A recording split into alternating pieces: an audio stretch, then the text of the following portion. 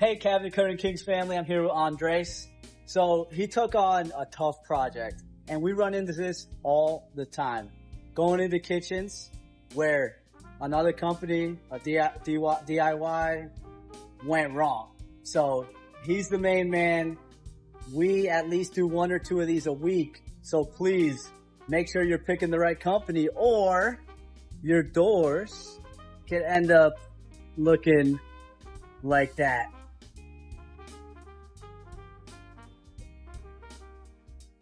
It happens all the time, but we're pros and we fix it and we at a high level. So he's going to have his week filled fixing other people's work, but that's how great we are. And we just want everyone to enjoy their kitchen.